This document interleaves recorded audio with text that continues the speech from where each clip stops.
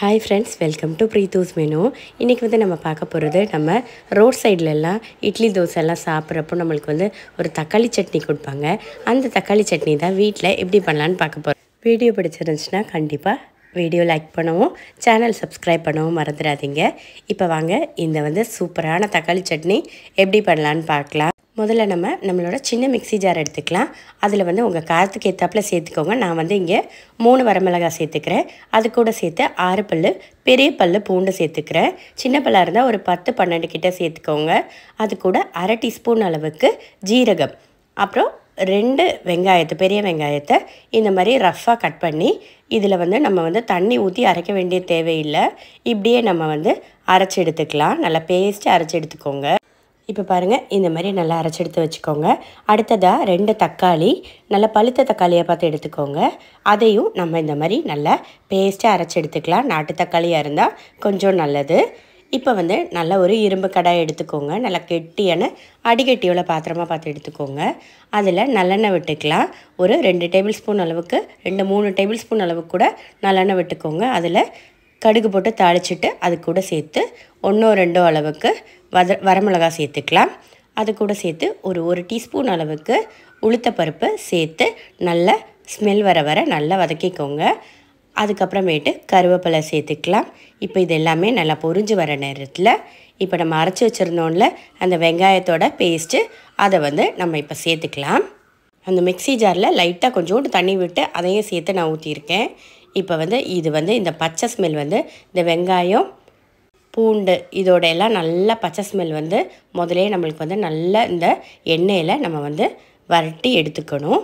இப்போ இந்த கலருக்காக ஒரு டீஸ்பூன் அளவுக்கு கொஞ்சம் காஷ்மீரி சில்லி பவுடர் சேர்த்துக்கலாம். அப்போ வந்து உங்களுக்கு வந்து அந்த கரெக்டாக அந்த நல்ல ரெட் கலர் உங்களுக்கு கிடைக்கும். அந்த கலர் இருந்தால் தான் நம்மளுக்கு வந்து அந்த தக்காளி சட்னி பார்க்குறதுக்கு வந்து அவ்வளோ அழகாக இருக்கும்.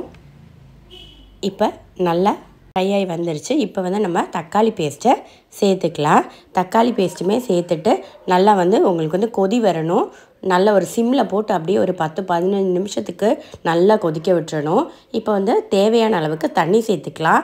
இதில் வந்து தண்ணி வந்து இது ரொம்ப லூஸாக தான் இந்த தக்காளி சட்னி இருக்கும்.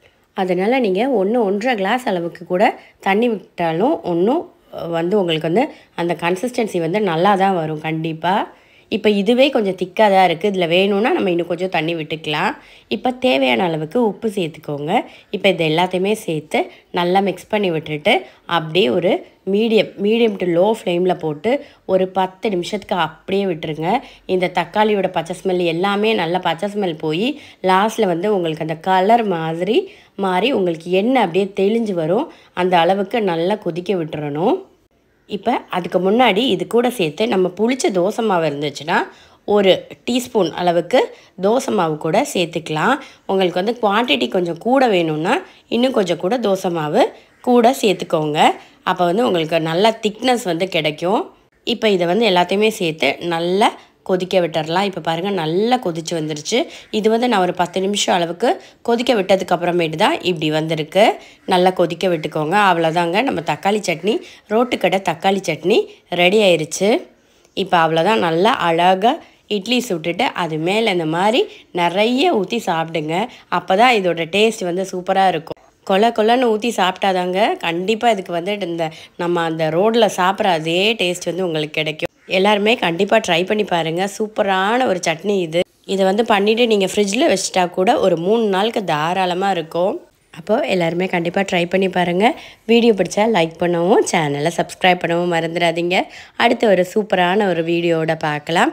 எல்லாருமே நல்லா ஹெல்த்தியாக சாப்பிடுங்க, நல்லா சந்தோஷமாக இருங்க. தேங்க்ஸ் ஃபார் வாட்சிங்.